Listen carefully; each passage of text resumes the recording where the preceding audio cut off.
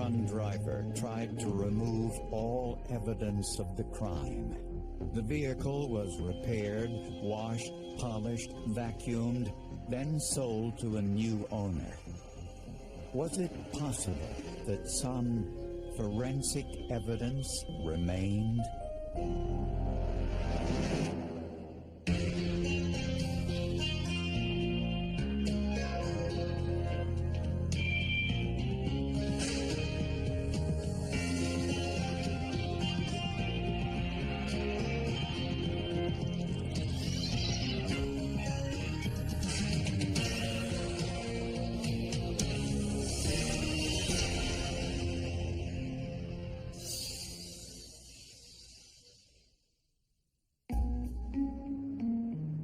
It was late in the evening on a hot summer night in Harrisburg, Pennsylvania, the state capital. The streets were empty. As Artie Allen was driving home, he saw something odd. There were sparks flying over the top of a Jeep. The brake lights went on, then it sped away. Allen stopped, and on the sidewalk found a man unconscious and bleeding profusely. The sparks he saw were from the man's cigarette. A short time later, paramedics declared the victim dead at the scene. My first impression was that the pedestrian had stepped out into traffic and was hit by a vehicle that was traveling south on County Street. There really wasn't anything that we could reconstruct to say how fast the vehicle was traveling. The victim was 42-year-old Kenneth Keynes, a former Marine who worked as a day laborer and lived nearby. Keynes was unmarried and had no children. Well, I was angry, upset. Because it was a hit and run, we didn't know who did it. I didn't know if they would find out who did it. The witness, Artie Allen, said the hit-and-run vehicle was a dark SUV, but he wasn't sure of its make, model, or license plate number. The scene itself provided very little evidence. We had 2 scuff marks of blood in the right lane of the roadway, as well as 20-plus pieces of lens fragment from a vehicle. Police collected the pieces of glass and plastic at the scene and took them to the lab.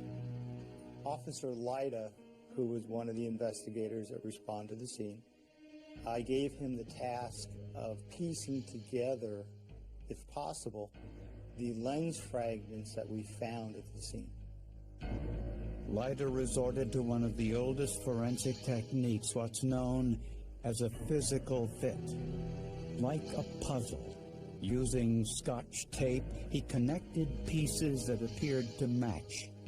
Some were no more than slivers.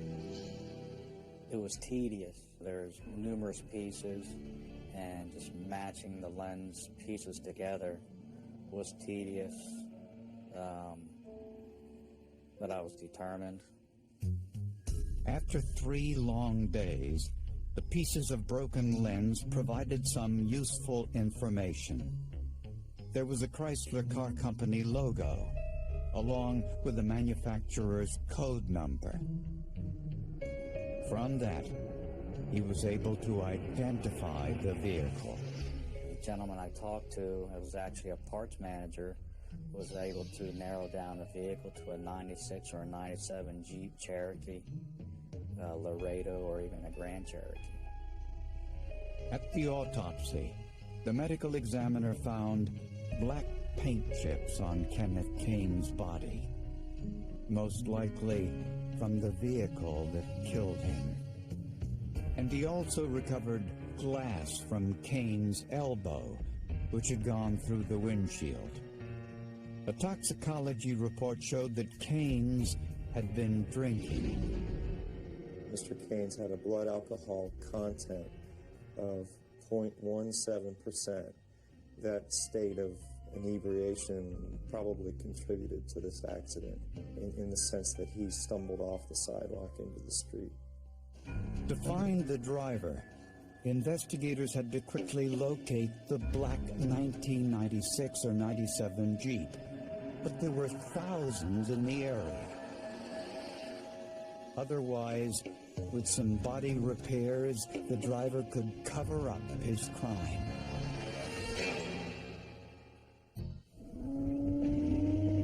As with all hit-and-run accidents, police began their investigation by contacting local body shops to see if anyone had brought in a black Jeep that had front-end body damage.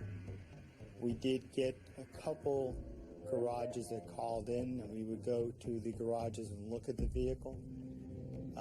And none of the vehicles' damage matched the damage that we were looking for. Did you happen to see? Months passed with no solid leads. There was only one witness to the accident. No others came forward. Investigators began to worry if they'd ever find the person who killed Kenneth Kanes. This accident had really fallen off the map in terms of news coverage in Harrisburg very quickly after it occurred. It was just another unfortunate traffic accident in which somebody had lost their life. It went cold. We stopped getting tips. We didn't get any calls from any more repair shops. And at that time, which was about a month later, we just put it on hold and we moved on to current accidents. Then, about 6 months later, police got an unsigned Christmas card with a tantalizing piece of information. To whom it may concern, this past July, a hit-and-run driver killed a man on Cameron Street. I have heard that State Representative Tom Druce was out drinking that night. The representative traded in his state-leased vehicle the next day. It was a black Jeep. 38-year-old Thomas Druce was a 4-term Republican state representative. He's tremendously smart politically, had great political sense, was a tremendously effective legislator as well for somebody so relatively young. He was only all of 40, which, of course, in political years is still a pretty young guy. And he just sort of had that aura about him of a guy, you can see that in people, of a guy on the rise. The card was postmarked from downtown Harrisburg, and police thought that the handwriting looked like a woman's. The Christmas card, I believe, came from someone that works close with Druce, possibly a secretary and perhaps a jilted lover. I was somewhat suspicious. It's not uncommon to get tips that proved to be false. Yes, sir.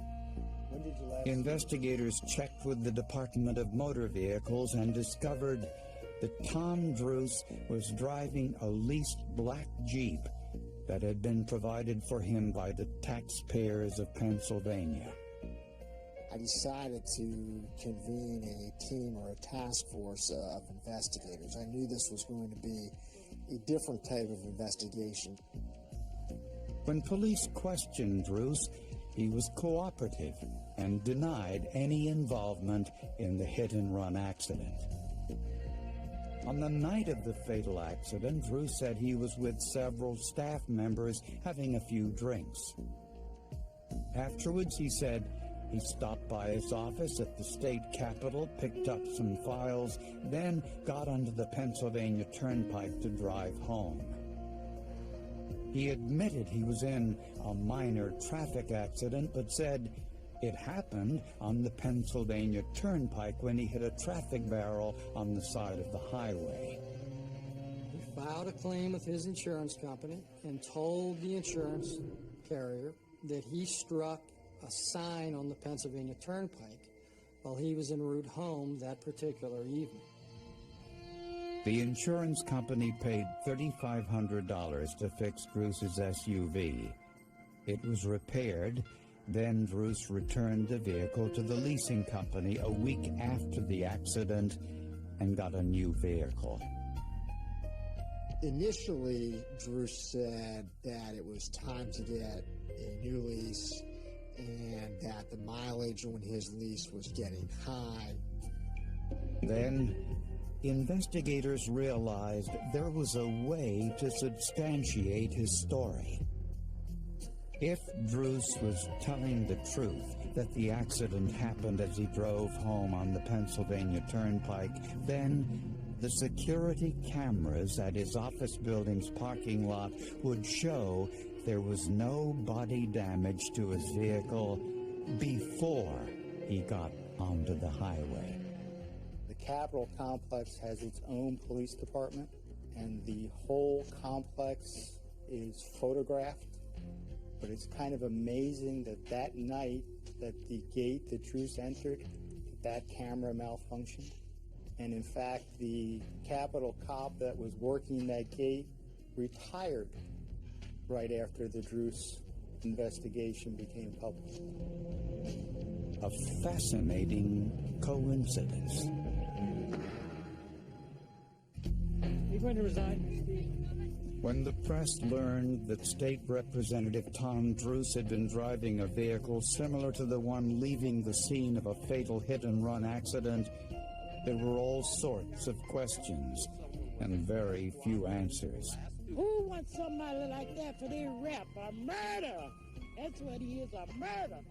From the start, there was a lot of concern about a white politician from a wealthy area outside of Philadelphia getting special treatment from the authorities at the expense of this poor, down-on-his-luck African-American.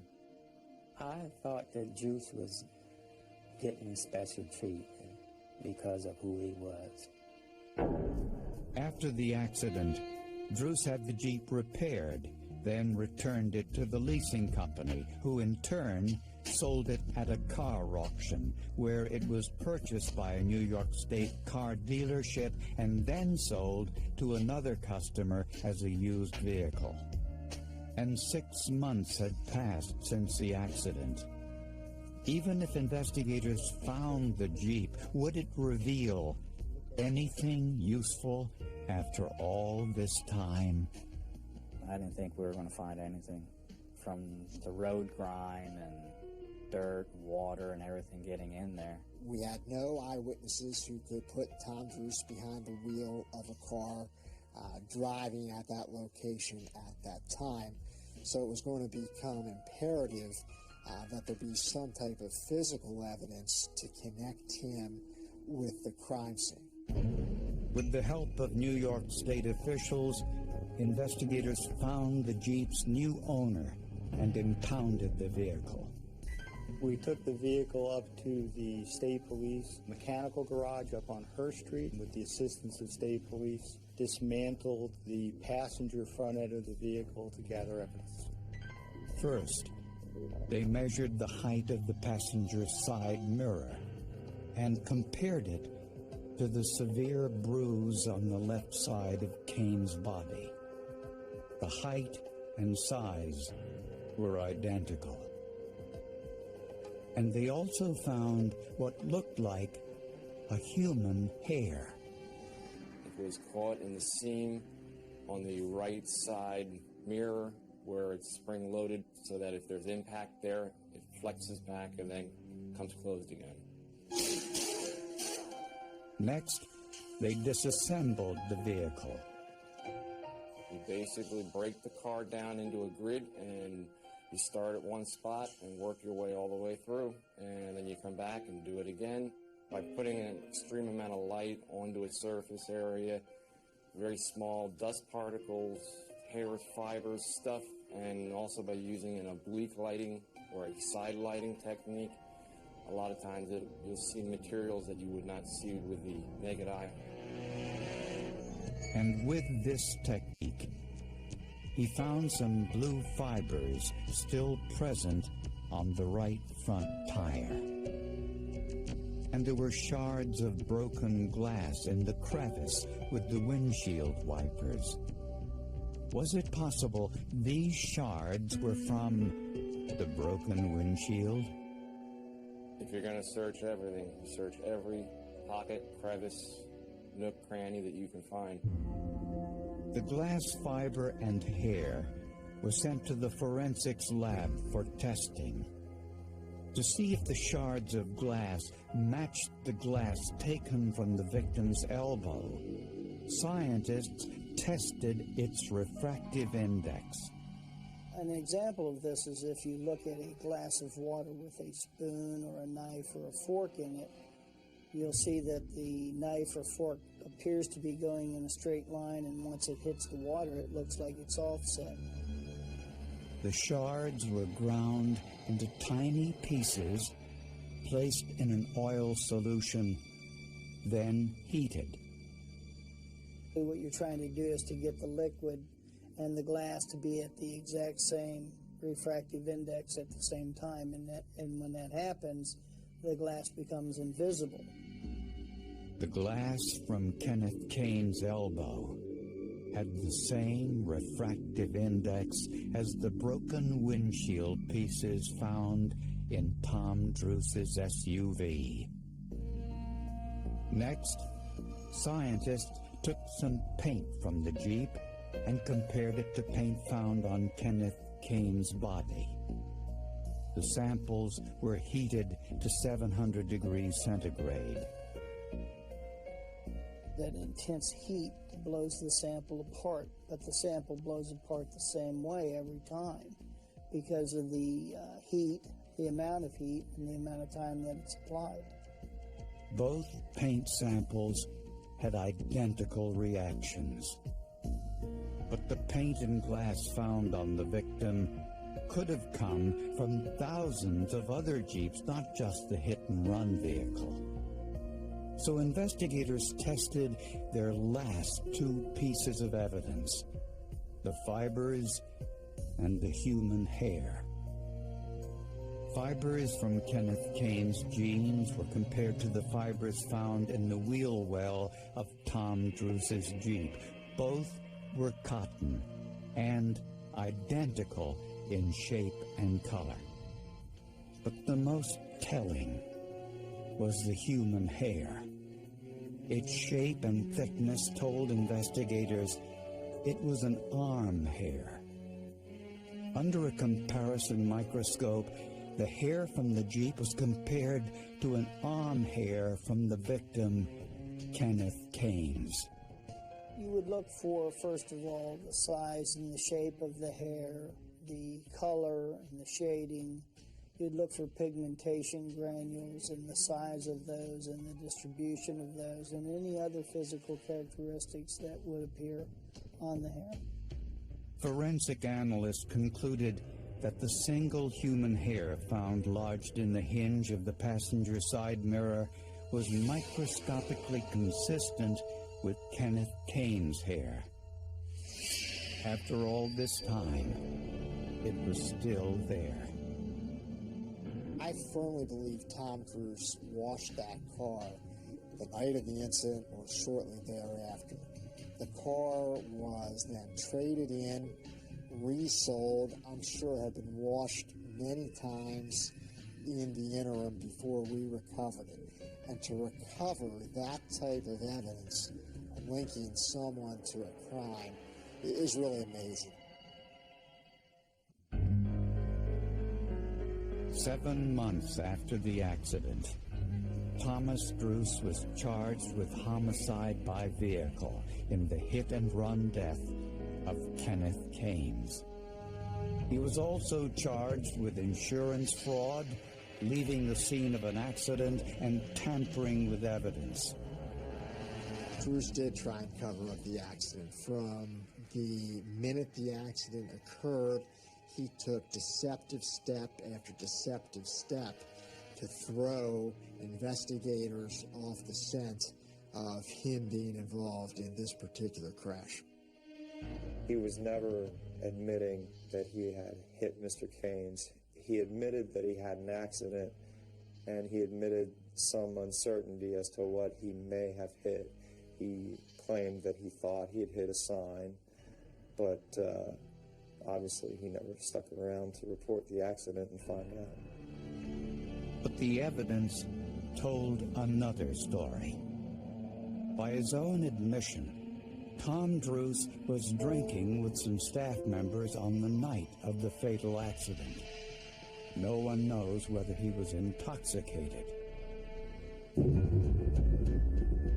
Kenneth Kanes had also been drinking that night and was walking along Cameron Street, presumably on his way home.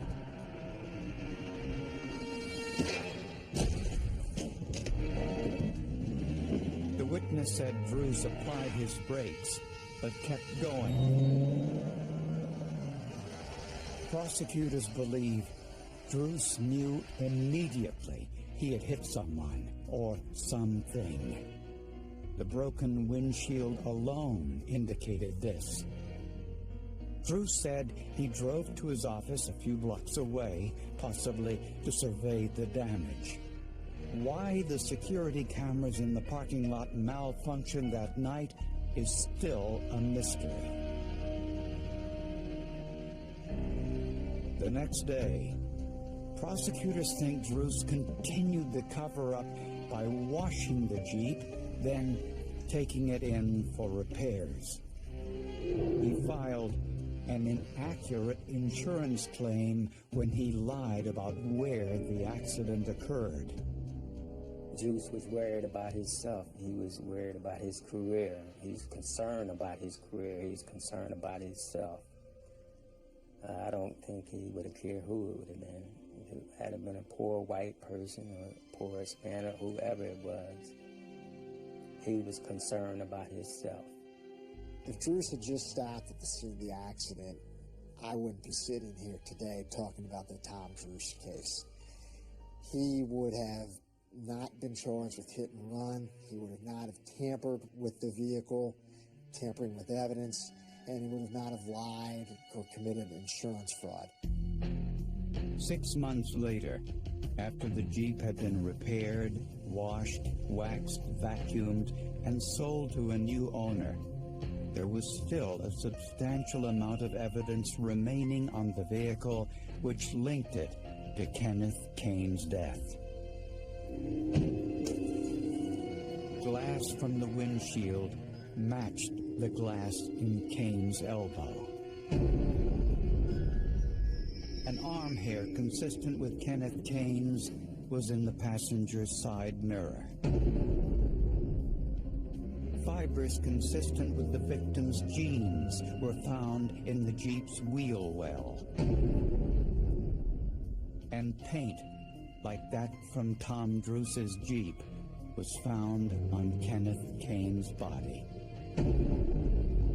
But I can only imagine that he had to be devastated beyond belief to know that we recovered that vehicle and we're going to obviously process that forensically. When they found the automobile, I thought, yes, they would find evidence. I didn't think that he could wash all that away. It really sort of is a Greek tragedy. You have the young hero who's close to having all of his dreams realized. You could torture the metaphor even more, so he got a little bit too close to the sun and fell very far, very fast. In September of 2000, avoiding a public trial, Thomas Druce accepted a plea bargain. He pled guilty to leaving the scene of an accident, evidence tampering, and insurance fraud. He served 2 years in prison, paid a civil fine to Kenneth Kane's family in the amount of $100,000, and resigned his position as state representative. Sometimes it astonishes me what you can come up with the smallest things. It just goes to show you that every little piece that you collect has a very important role in your investigation.